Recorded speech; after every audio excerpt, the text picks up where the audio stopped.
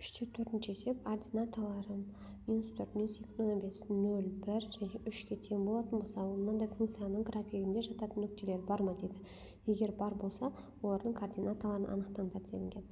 Бірінші есепті үлгі ретінде беріп қойған, біз сондықтан екінші есептен бастаймыз. Ордината деген жаңа алдыңғы есепте айтқандай, ол y деген сөз.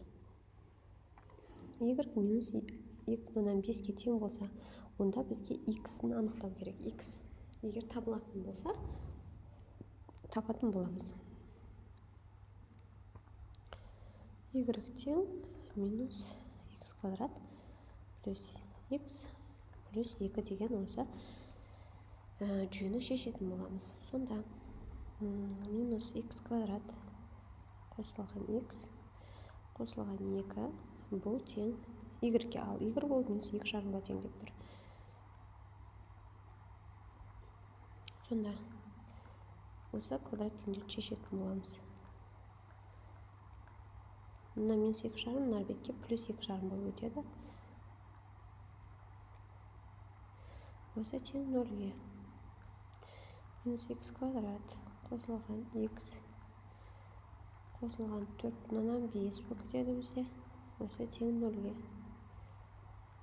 Енді теңдіктің екі жақтында -1-ге бөлейік. Сонда x квадрат болады, мына минус жойылып кетеді, мынау плюс еді, минус болып кетеді, мына минус еді, плюс еді, мына минус болып кетеді. Осы тең 0-ге. Дискриминантты анықтаймыз. Дискриминант ол b-ның b квадрат -4-асы. b деп тұрған -1-ге тең болып тұр. -1-дің квадраты 1 азайтылған 4 көбейтілген 1 және -4,5, яғни +4,5 болып кетеді. 4/5 болып кетеді. Сонда мына екеуін көбейтейік. 18, 19 болады, бізде. Жауабы 19 болып кетті. x1 ол тең. Минус мына жаққа плюс болып кетеді, +1 болып кетті. Өйткені формулада бар. Қосылған түбірасында 19 бөлінген 2 көбейтілген 2 деген формулада бар. 1 ол x квадраттың алдында тұрған сан. 2a ғой негізгі формуласы. Плюс минус дей салайық мына жерге. Сонда 2 түбір табылады екен. Бізде сонда жауабы 1 минус түбірасты 19 бөлінген 2 y-гі минус 2,5 және тағы да бір түбірі бар екен, тағы да бір нүктесі бар екен. 1 қосылған түбірасты 19 бөлінген 2 де y-гі минус 2,5. Енді келесі үшінші есеп шығарайық. y тең 0 болған кезде. Онда мына жүйені шешуіміз керек. y тең -x квадрат. Ол мына функция қайтадан жазамыз, иә? Бастапқы функцияны.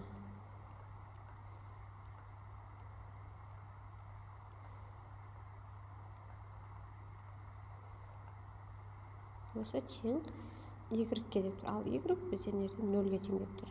Демек 0-ге теңестіреміз.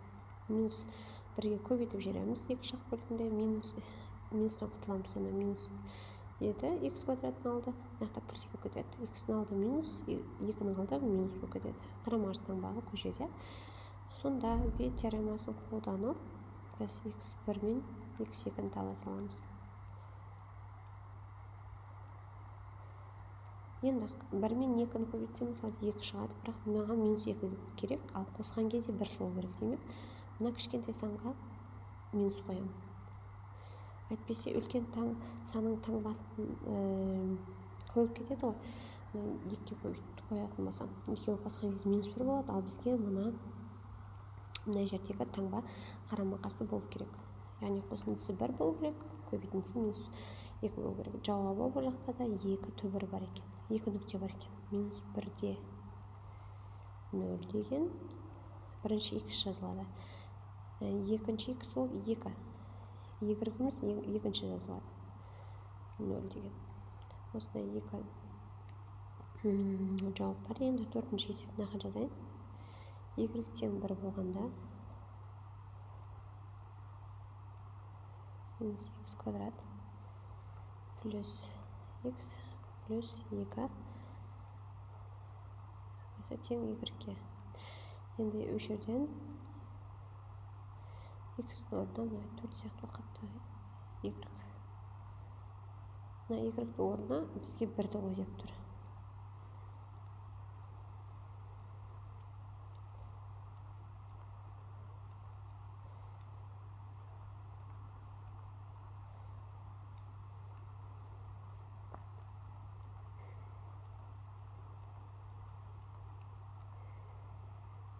Енді теңдіктің екі жақ бөлігіне минус 1-ге көбейтіп жібереміз.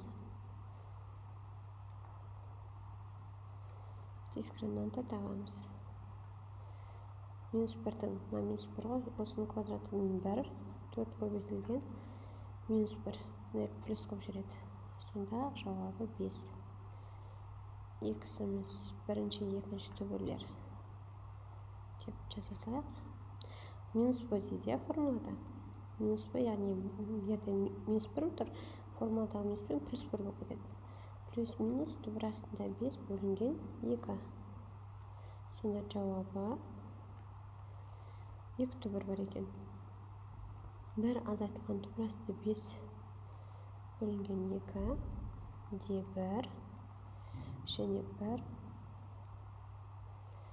қосылған түбір асты 5 бөлінген 2 де 1 деген. Ең бірінші x координатасы жазылады. Осы естеріңізде болсын, құрметті оқушылар. Енді 5-ші есепті мұнда шығарайын. Y тең 3-ге тең болғанда, y тең 3 болғанда, мұнда мына жүйені шешеміз. Минус x квадрат плюс x плюс 2. Енді сонда минус x квадрат қосылған x қосылған 2 осы тең 3-ге. Минус x квадрат қосылған x қосылған 2 азайтылған 3 болып. Мына плюс 3, мына минус 3 бөлді. Сонда минус x квадрат қосылған x азайтылған 1 болады. Осы тең 0-ге. Енді барлық жағын минус 1-ге бөліп жібереміз. Осы x квадрат минус x плюс 1 болады. Осы тең 0-ге. Дискриминантты есептейміз. 1-дің квадраты 1, 1 азайтылған 4 көбейтілген. Мына жерде 1 бар, мына жерде 1 бар. Сонда 1-ге көбейттік. Минус 3. Ал дискриминант теріс болған кезде түбірі жоқ болады. Демек, бұндай нүкте жоқ. Жауабы нүкте y тең 3 нүктесінде координатасы арқылы нүкте өтпейді. Жоқ дейміз. Функцияның ешбір нүктесі өтпейді. Осымен 3-те 4-ші есеп аяқталды. 3-те 5-ші есепті көру үшін келесі видеоны басыңыздар. Видео пайдалы болған болса, каналға жазылып, каналды жоғалтып алмау үшін каналға жазылып алыңыздар және видео ұнаса лайк басуды, комментарий жазуды ұмытпаңыздар.